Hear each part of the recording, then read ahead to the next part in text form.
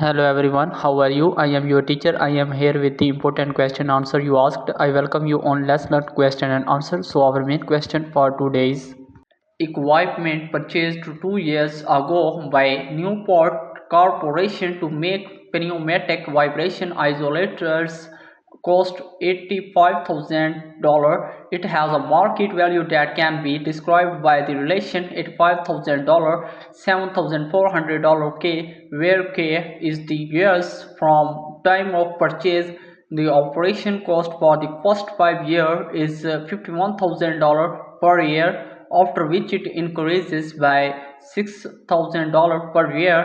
The asset's salvage value was originally estimated to be $7,000. After a predicted 10-year useful life, determine the values of PS and AOC if a replacement study is done now, and it is assumed that the equipment will be kept a maximum of 1 more year, and B, a replacement study is done 5 years from now, and it is assumed that the equipment will be kept a maximum of only 1 more year after that. Option A, the value of P is dollar, the value of S is dollar, the value of AOC is dollar. Option B, the value of P is dollar, the value of S is dollar, the value of AOC is dollar.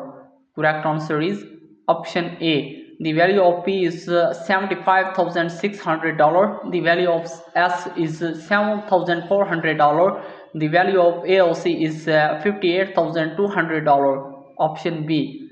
The value of P is $48,800. The value of S is $7,400. The value of AOC is $49,800. In a replacement study, it is essential to consider the current market value of the equipment, operational costs, overtime salvage value, and future costs to make informed decisions about replacement. So that was our question and answer. If you have any other question, just leave a comment. Thanks for watching the video. For more helpful, subscribe my channel Learn Question and Answer, so that helpful videos will reach you soon. Bye bye.